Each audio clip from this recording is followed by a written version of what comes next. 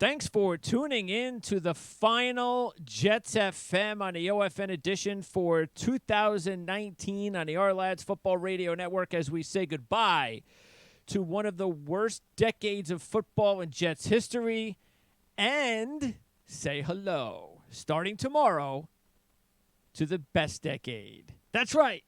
We're going to think positively, Jan, because the decade of 2020 to 2029 will be the decade, well, because, I mean, age-wise, it better be, the decade that we will hopefully always remember as the best decade in Jets history.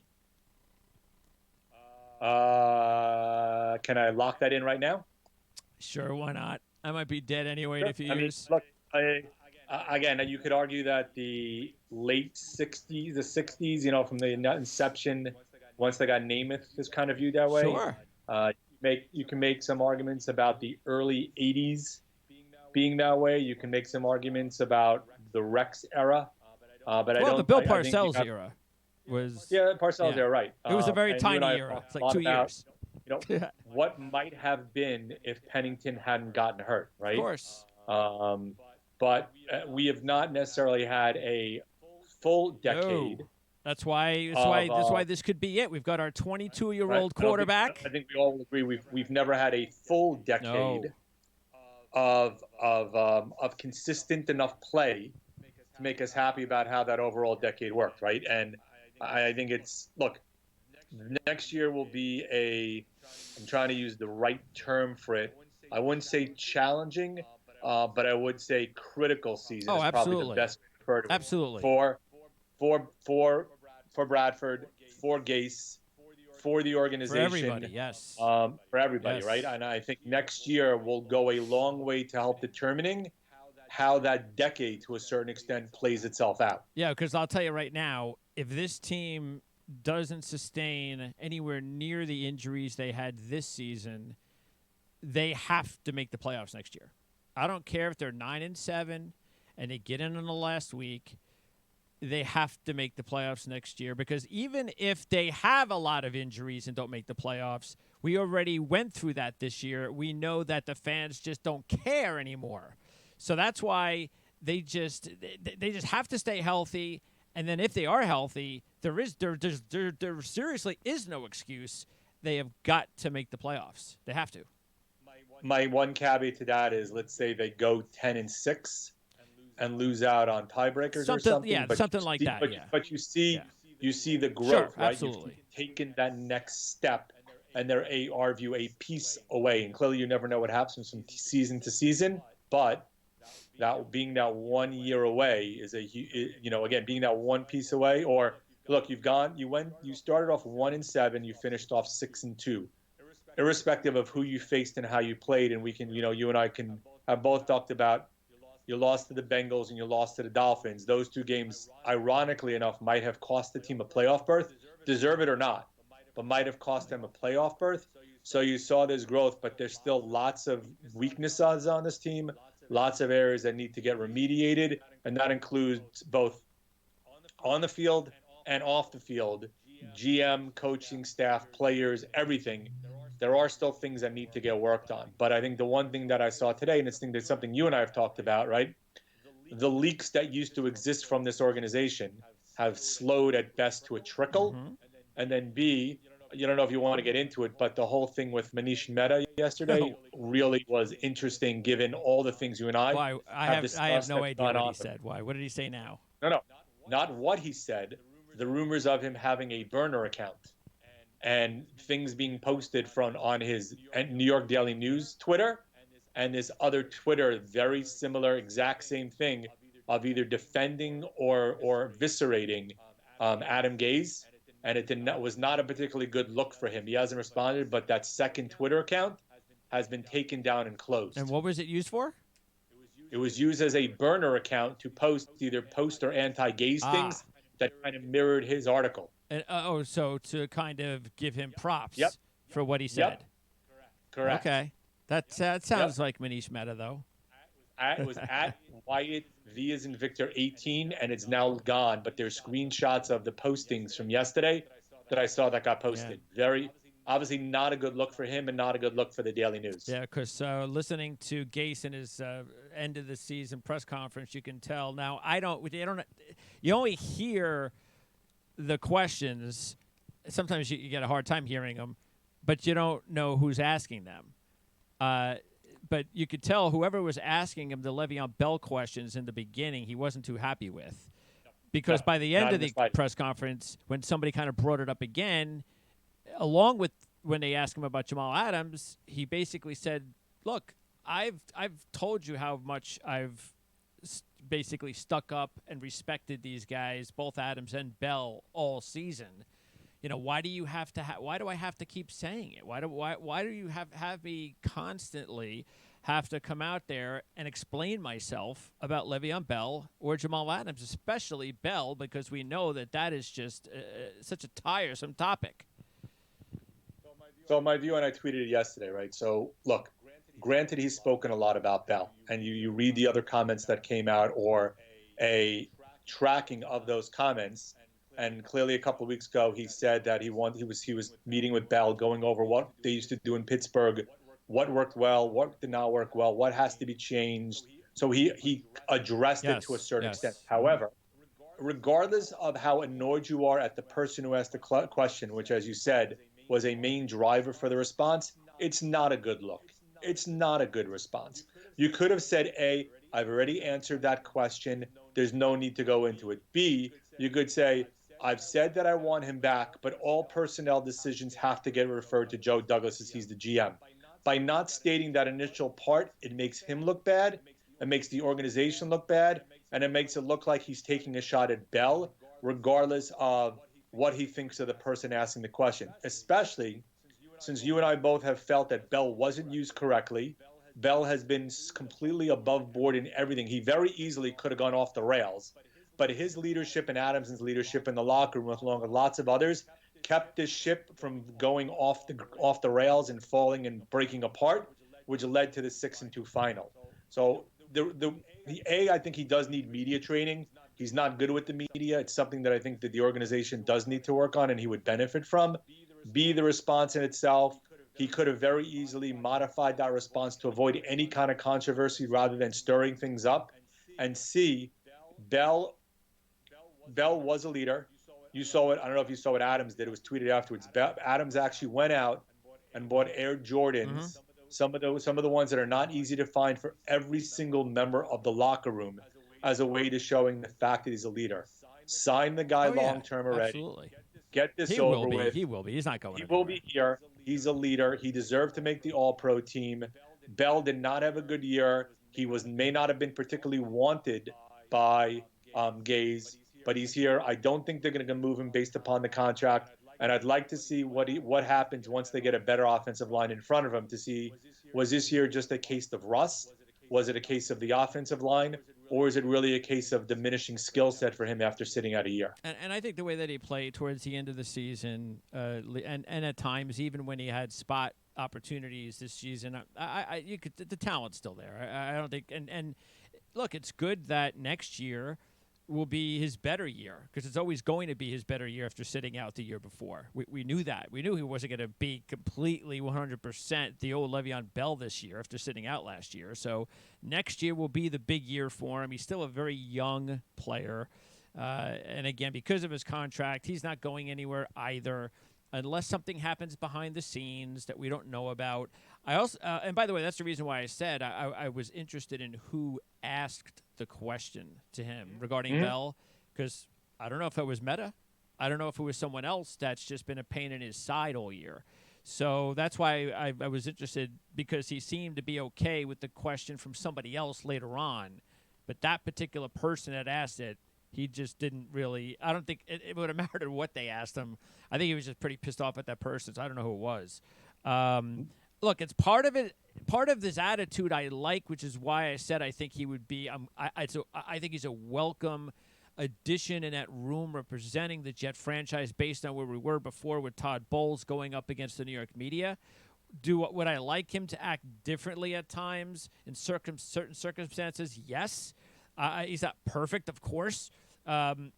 and yeah, I mean, maybe it's just a lesson for him, just like anything else. He's got, like you said, he's got to learn how to be better at communicating in press conferences.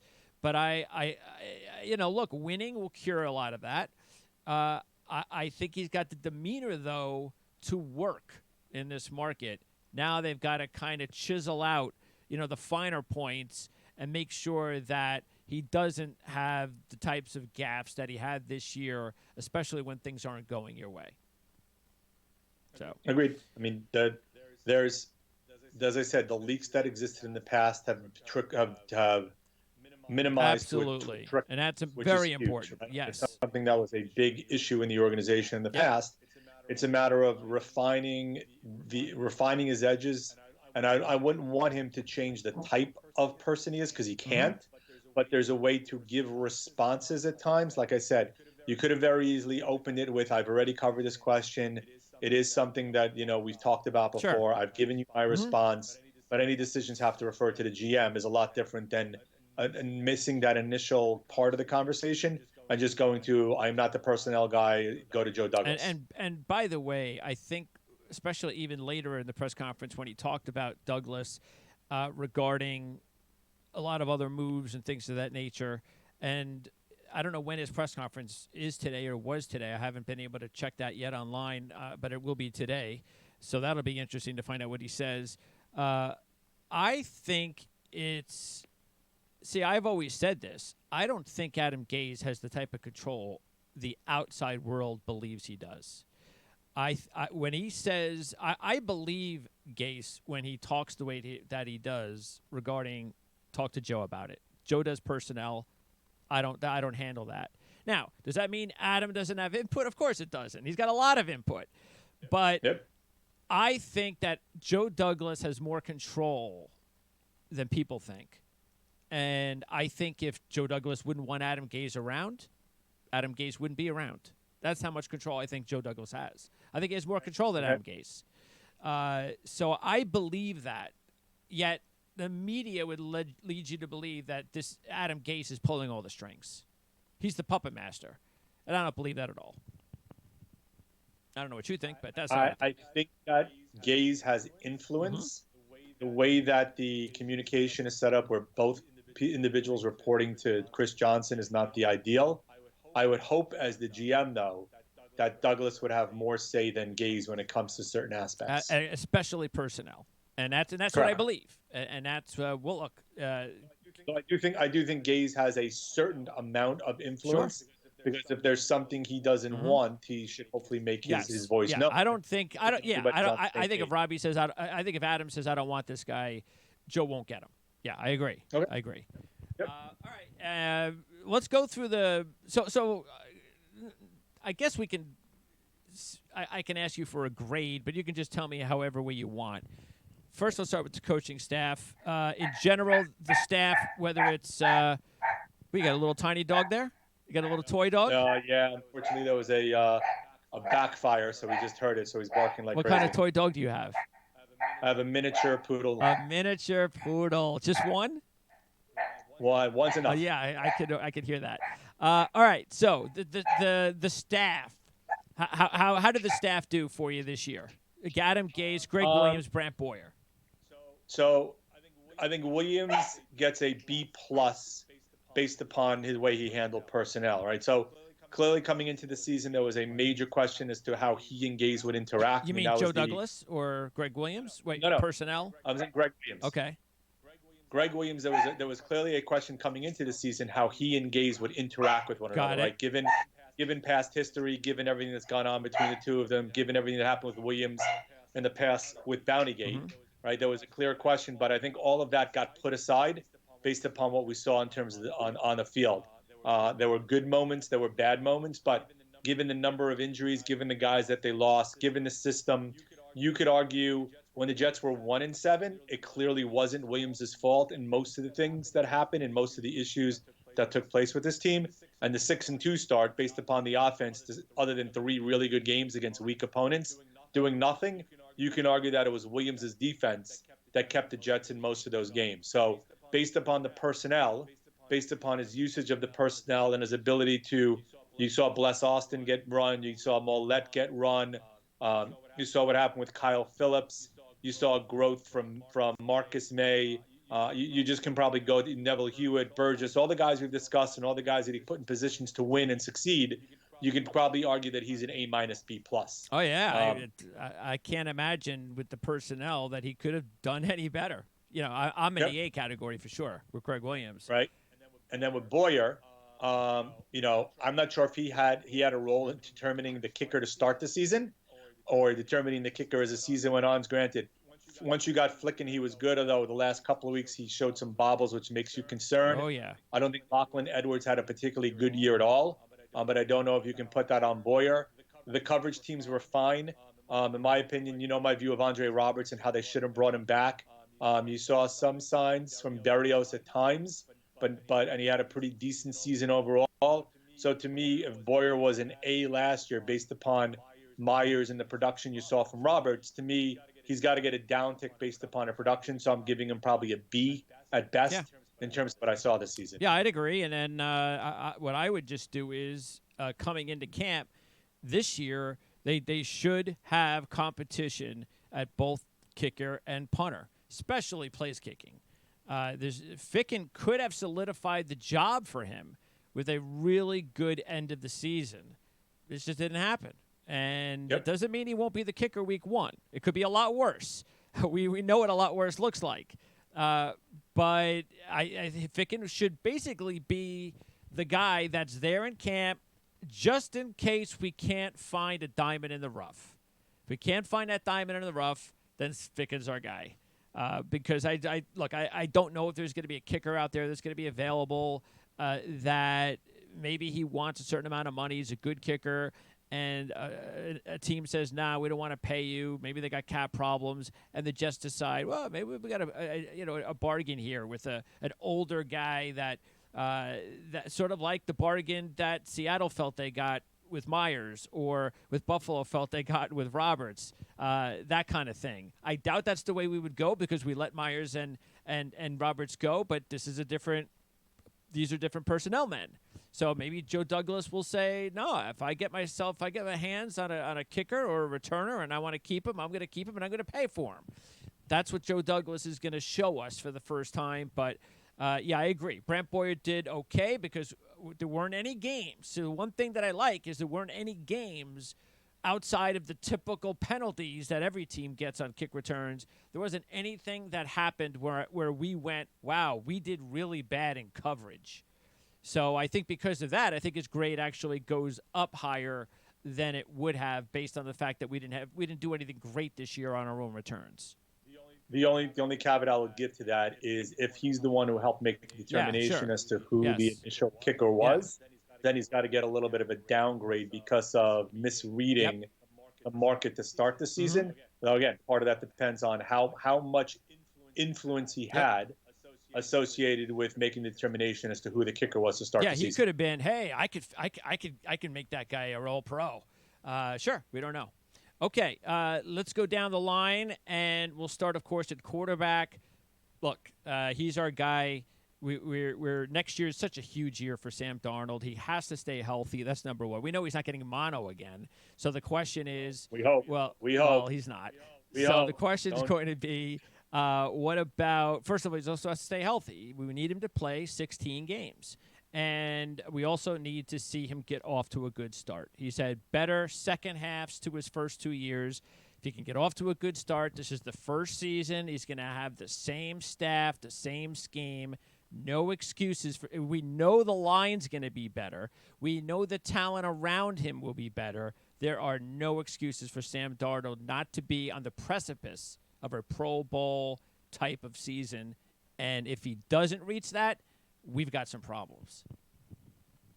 So part of the year has to be discounted because of the mono, right? So you and I talked about week one. He clearly was suffering with it based upon his performance, right? And even after he came back, he took a couple of weeks to quote unquote get back into the swing of things. That was more than people. Exactly. Good point. Because people will just go, well, he missed 3 games. No. It was the first game. And it was also, you had to give him a couple other games to get back. So it was like a 6-7 game deal where we didn't really have the best of Sam or the healthy Sam Darnold.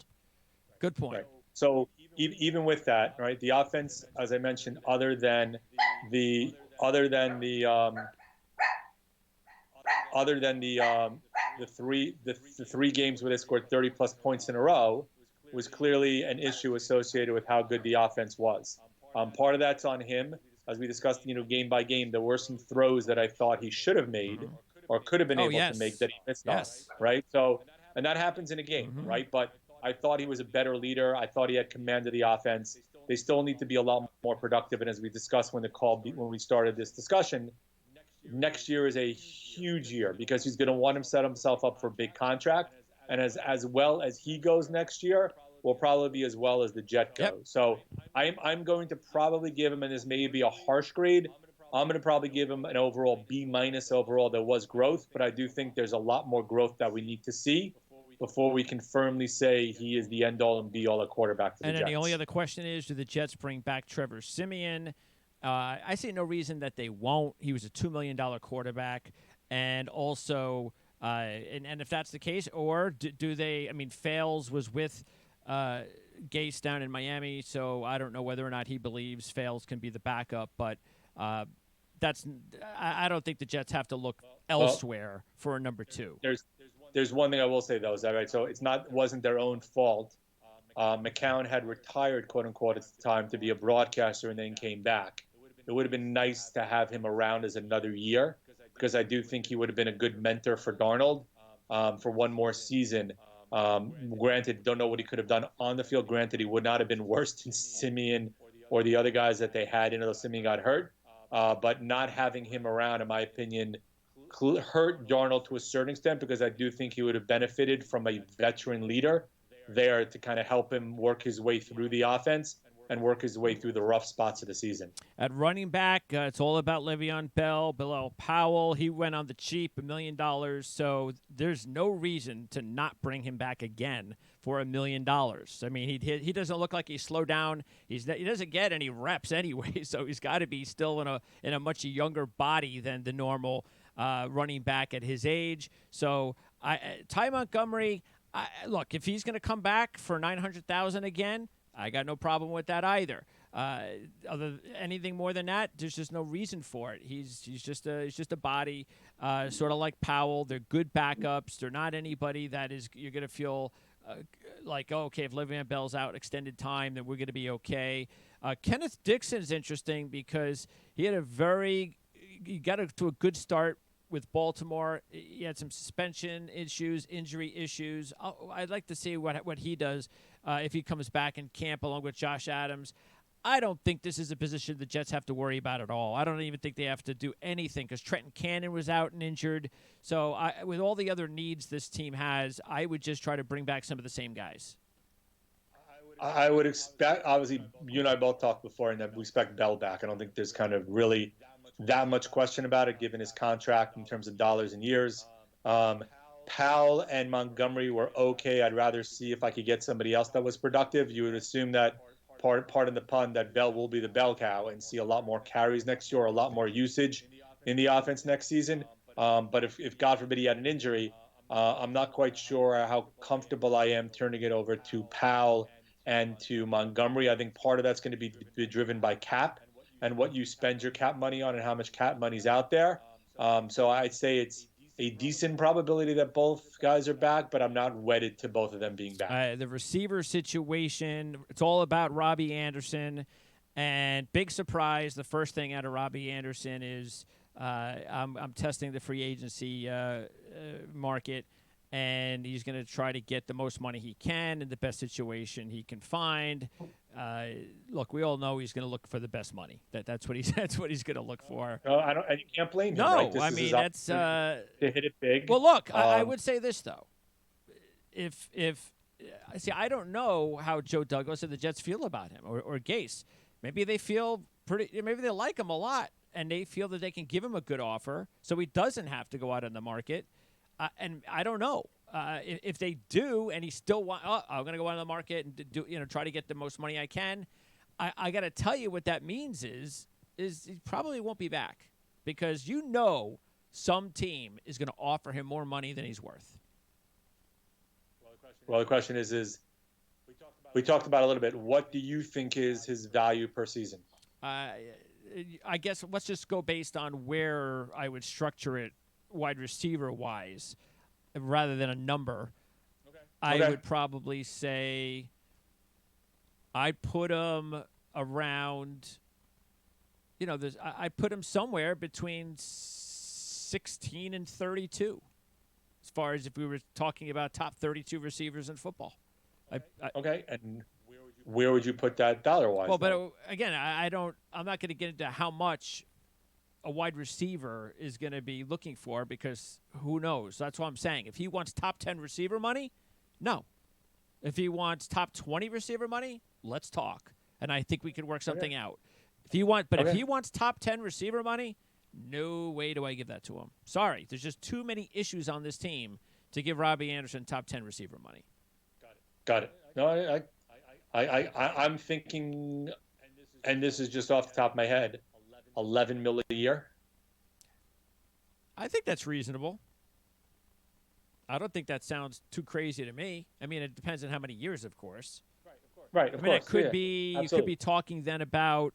I would think that's a $50 million type of deal. Right. That's what I was thinking. 4 years, 45 to 50, maybe. Escalations in each year. Maybe kind of an opt-out type of a situation, depending on if you view his last 6 games as being the real Anderson as opposed to the first 10 games. Yeah, because again, he really made an impact with this new staff this year, and say he can get money and go somewhere else, but if he doesn't get the right staff around him and the right people to continue his growth, then it just that's why a lot of times it doesn't work in free agency. We'll see. I am interested to see how the rest of the league values Robbie Anderson. That's going to be interesting. So we'll see how that works out. As far as Demaryius Thomas, like we talked about before, I think he made about $2 or $3 million. So I think he's worth bringing that back if they feel his health is going to be 100%. What he could do with the locker room. He was already a team captain this year, which was huge. Crowder, again, this also has a lot to do with whether they bring Anderson back. Vincent Smith's the interesting guy because I think they have a player that they believe in that has a shot to take that next step. Quincy Enunwa is interesting because of the fact that he still has a few more years left on his contract. I don't know if we can't get rid of him if we want to. I think Quincy Enunwa is going to be on this team next year making a little over $5 million. The way his contract is right now, I don't think we can get rid of him without taking a cap hit. Question becomes more so is if the injury allows him to play. Yes, I think that's more of a driver. That's true. More of a driver than anything else. I'd say Thomas has a shot at being back. Clearly, what we saw at Crowder from the slot, he was pretty much almost everything you could have hoped for out of the slot. They do, as we talked about before, regardless of if Anderson comes back or not, they do need another top wide receiver. Absolutely. To go along with him, which is something that has to be targeted in a free agency. And they have to go out and for the first time in a few years, one of the things Joe Douglas needs to do in the first several rounds is find a receiver. Because look, even the receiver Preston Williams that went to the Dolphins last year, he was one of my top sleepers because he showed so much talent on a small team, Colorado State. But those guys are out there. You don't have to spend a first-round draft pick. You can get it in the second, the third, the fourth, the fifth, but you've got to spend the draft pick. You got to go out and get one and do great scouting opportunity, a great scouting job to get one, and they are out there. There's a lot of talented receivers out there, so they have to spend one of the. I'd rather them go the draft pick route than the free agency route because that's kind of tricky. I'm not sure there's going to be a guy out there that the Jets are going to feel could be a top wide receiver in the free agency market that they're not going to have to overspend for, which we can't use money on. Otherwise, we'll just pay Robbie Anderson. I mean, again, they did use draft picks a couple of years ago. Both of them just didn't pan out. Chad Hansen or Darius Stewart. So there are guys they've tried. They just didn't particularly pick the right ones. Joe Douglas, hopefully will have better luck with wide receivers. Okay, and the tight end situation is set. They just have to make sure that Griffin's healthy. That's And Herndon. yes, and Herndon, of course, is number one. But as long as Griffin and Herndon are healthy, then they just got to re-sign Daniel Brown, which I would think that they would do, unless they feel that they can go with Wesco and the other two. But I think that they could still bring in Daniel Brown for another $1 million, and all four of those tight ends would give us the best set of tight ends maybe we've ever had. The offensive line. And look, Brian Winters is not coming back. The Jets are saving $7 million by letting him go, so he's a goner. The one player that we both agreed on, the veteran, that if they want to go ahead and give him a 1 or 2 year deal, Kelvin Beachum. Otherwise, we're gonna. I mean, Aduga's the young, interesting piece, but he's a young kid, so I don't think he really is a given. So I'm looking at 3 minimum, if not 4 new potentially starting linemen. 3 to 4. I'm not disagreeing. I mean, if you're obviously Khalil will be gone. So And Winters. Beachum hopefully comes back, and then the rest of it is kind of up in the air. They do need lots and lots and lots and lots and lots, pardon my language, lots and lots and lots of help up front. So, with areas that we're talking about in terms of needing help and an area of focus, I think you and I both agree that offensive line has got to be one, if not 1A, but it's definitely got to be one, Yep. and probably should be your primary focus coming into the draft. That's got to be the area you need to look at, because if not, that I don't know what they're thinking. And granted, slipping to 11 may not make it the easiest to get the offensive lineman you need. So I don't know if you're reaching at 11, you're sliding up, you're sliding down. But if you're going to pick an area that you need to remediate and needs a lot of remediation, Douglas has got to be focused. And you and I talked a couple times already that we're hoping that his background as an offensive lineman helps him identify and pick the right one. He's definitely going big-time offensive line this offseason. And 11 is a spot that says trade down all over it with this team. So, especially with the position they need. Because, again, once you move past the Georgia lineman, as we mentioned before, I don't believe – it's early, but I don't believe whether it's Wirfs from Iowa or someone else, I don't believe that there's another tackle that's supposed to go or deserving for the 11th spot. If people believe one of those guys is a top 15 guy, then I think the Jets, I don't think for moving up 3 or 4 spots to pick a guy that might be a 15, you get him at 11, that's fine. I mean, that's not a big reach. So I could see the Jets doing that, but if we can move down and still get one of those maybe the second best lineman in the draft, that would be a great move for the franchise. I don't think we have a choice, right? I mean, we discussed, granted, we discussed missing on Schreff by a pick, missing on Quentin Nelson by a pick or so. Getting the guy who fills needs and can be that dominant pass blocker, run guy who can create holes on the run. The Jets have lacked that for several seasons, right? The best guys clearly they drafted were Mangold and Ferguson, and Mangold ended up being potentially a borderline Hall of Famer, and in my opinion, probably should be in down the road. But since then, we've been bereft of getting guys in the draft of that ilk and of that talent level, partly because we haven't focused on it, but I do think that Douglas needs to make that priority number one in the draft. And the good news is once he goes out and does that, and let's say he even just gets 3, because I think without a doubt he's getting 3 new starters. So even if he only gets 3 new starters and brings back Beachum, and let's say he believes Adoga can win the right tackle job, the good thing is there are so many guys that did play this year, cheap guys that played this year, that aren't that bad as far as backups. Guys that can come in a pinch.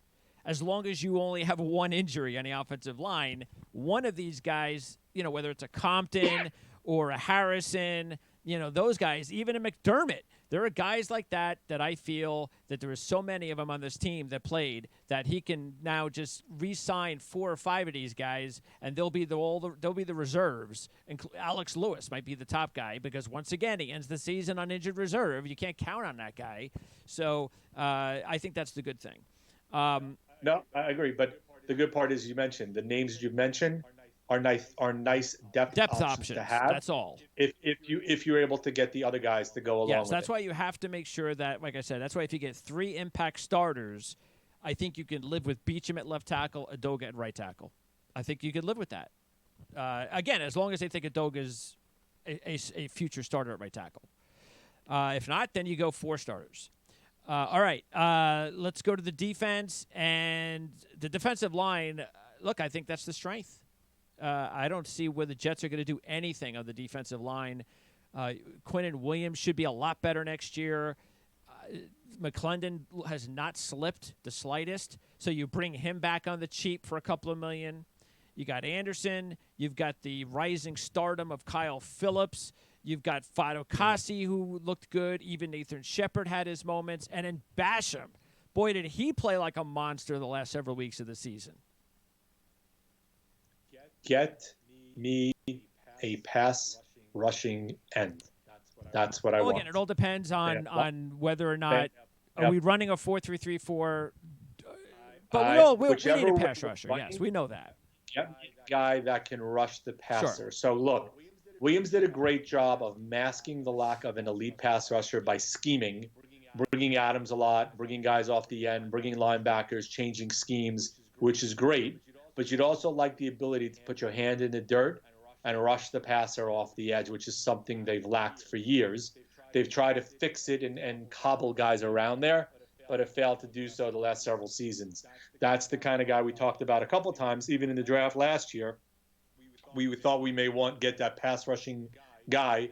They opted not to. They decided to go with Williams. And maybe Williams will be better now that he's had a full year under his belt. Hopefully he's healthy, and also having a guy to play off in terms of a pass rushing end. Because in my opinion, as you said, Phillips kind of outplayed him at times.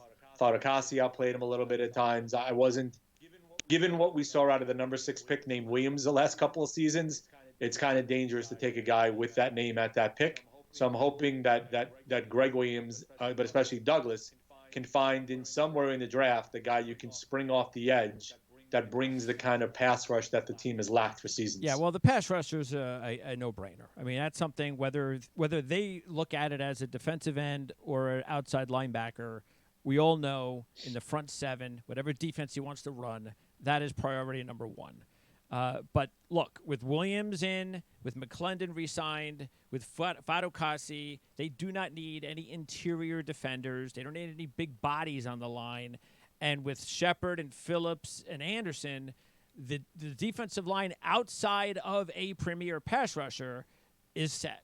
So they don't have to do anything on the defensive line except look for a premier pass rusher either on the defensive line or at linebacker. And when we look at the linebacking situation, I got to tell you what, I don't know whether Avery Williamson is now a given for next season because of the way James Burgess played. Because if you're looking to spend money in other areas and you need to free up cap space, Avery Williamson is going to save you nearly $10 million. That's going to be interesting to see how they play this. Now, if they could afford him, sure, you bring him back. But if you can't, that's something that we need to keep in mind based on the fact that James Burgess we got on the cheap.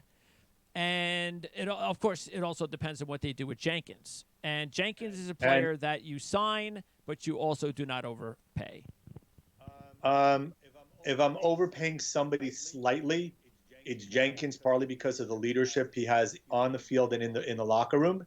I'm not grossly overpaying him, but as you said, you talked about scheme, right? So Williamson's status on the team could be largely dependent on the scheme you're going to run more often. If you're running a 3-4, then you probably you may look to bring him back based upon his fit within a 3-4. If you're running a 4-3, then the likelihood is you may not look to bring him back because of his failures in pass coverage to a certain extent and the type of linebacker you're going to want to run in a 4-3 scheme. Yeah, because if they bring Jenkins back and you know you're going to bring Burgess back because he's so cheap, and then you've got, of course, Mosley coming back. You don't, again, unless the pass rusher comes from the linebacker unit, you're now overspending for Williamson in an area that maybe you don't have to overspend for. So that's just something to keep in mind. He could be back, but he also may not be back. So let's just put that out there. because you got other guys that, Copeland and those guys and Hewitt, they're cheap. So I'm not worried about those guys. In the secondary, we didn't talk much about this because we never really had a lot of time. But Darryl Roberts, I think now I know the reason why he didn't play at the end of the season is when I looked at his contract and realized that there's no way this guy's coming back next year. The Jets could save $14 million to let this guy go. Come on. He's not coming back. If he's coming back, all right, we'll give you $1 million to come back next year. But we're not.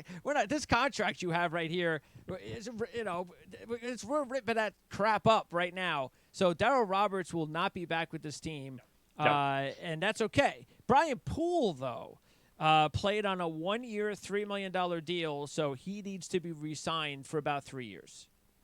What are you giving him, though? Oh, I'm giving him like a minor raise. I'm giving him about $5 million a season. All right. He's going to want well more than 3. Yeah, that's why I say I give him about 5. Give him about like a $20 to $25 million deal, something like that. Over how many years? Over 3 to 4 years. Okay. That's. I was thinking 3 and 20 made sense. Yeah, that's about it. So yeah, no reason to overpay him. But if he's reasonable, then that works out. As we both agreed, it would be nice to get Jamal Adams or Marcus May in one press conference. Just sign Adams, please. Just get it over to let everybody know that Adams and May have both been re-signed for the long term together. So that would be nice if we could do it. But yeah, they need to not, of course, trade Adams, which they won't, but they need to re-sign him this year, even though they don't have to.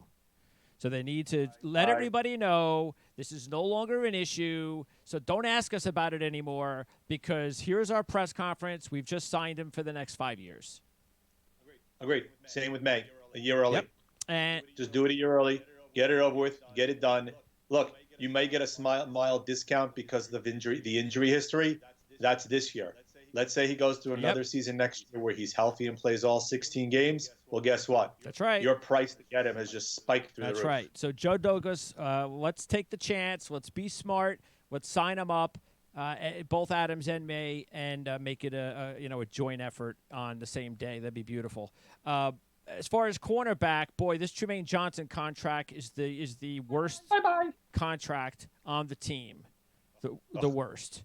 So, well, did you see his press? You see him leaving the locker room yesterday? That was typical Trumaine Johnson. Yeah, it's his birthday or something like that. Yeah, he was just said, it's something like Happy New Year, have a good day. It's something about his birthday. Yeah, didn't answer any questions. They said he hasn't answered anything since he went on the IR. Now, granted, he's probably annoyed, but no offense. And you and I discussed at the time, he in essence stole money. Yeah, there's no other way to put it, right? Granted, the injuries didn't help.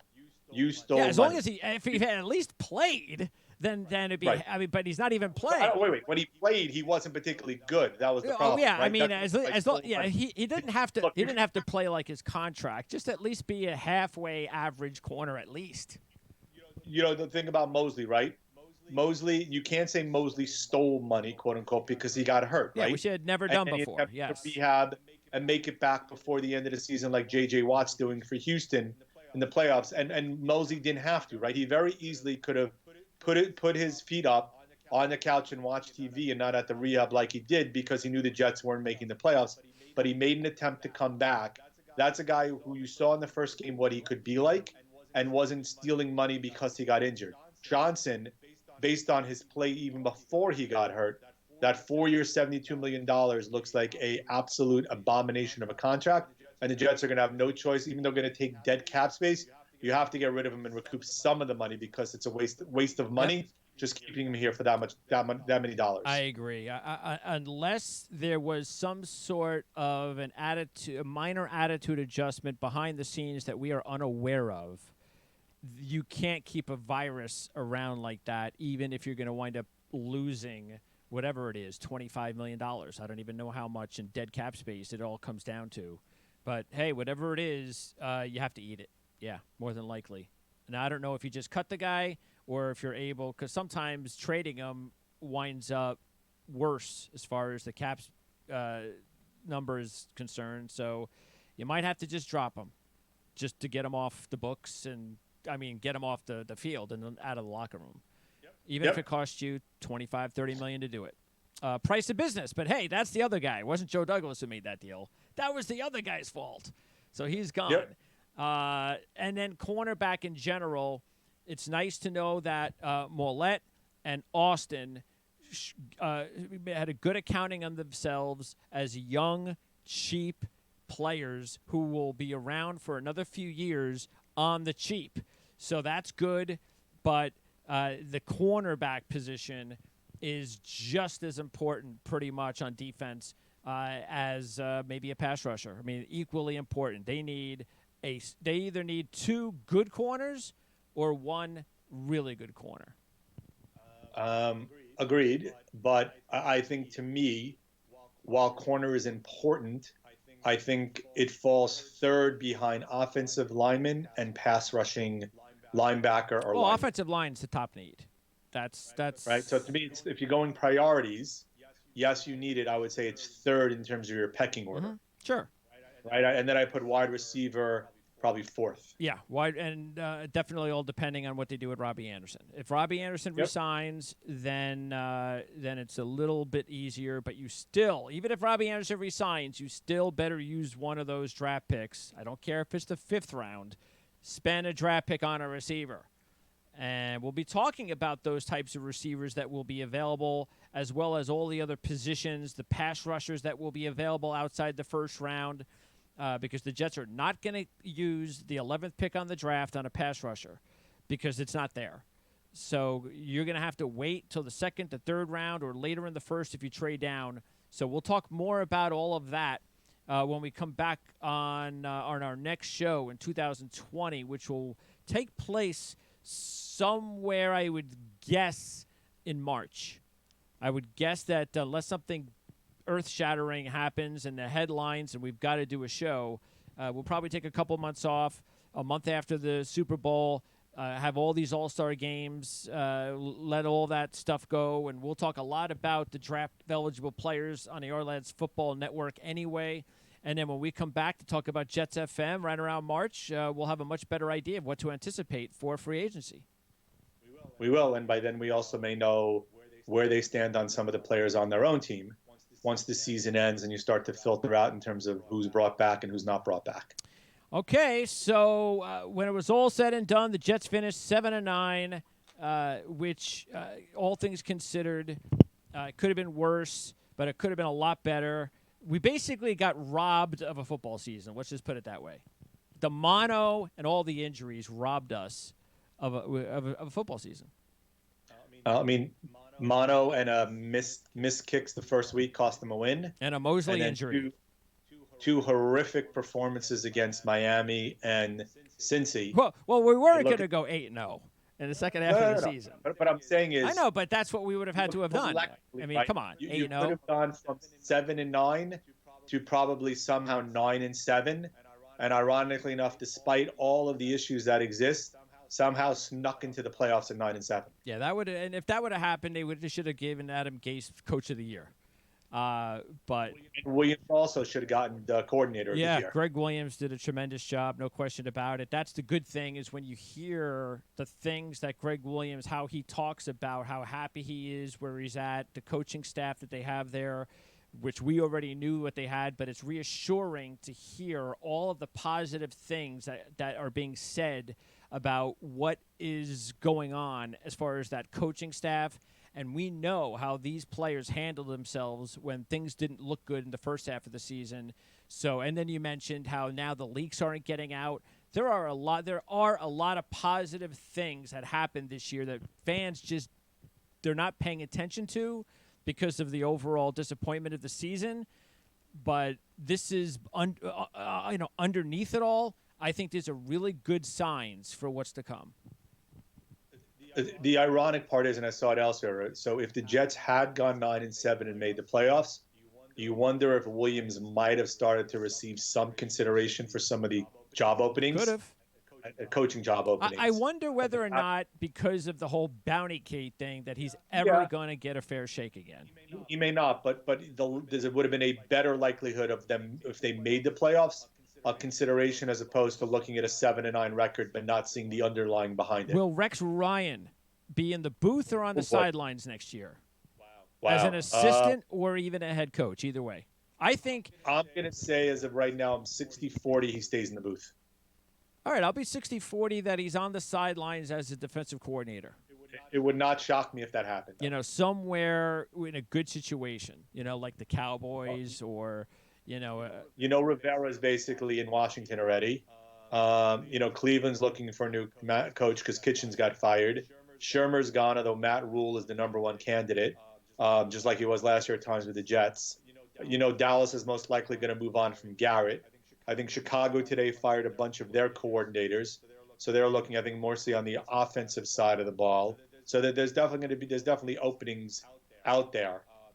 So kind of interesting to see what end up transpiring. Did Chicago fire? Who they let go? I think they got rid of their offensive coordinator. Well, Nagy's the offensive guy that's running the show. Well, no, but formally got rid of their coordinator, I think, if I just saw correctly. So there's a couple other moves. So you got to figure there's a couple other coaching moves that'll be made. So would it shock me if Ryan is back on the sidelines? No, I think it's more of a coordinator than as a head coach. I don't even know why he's not.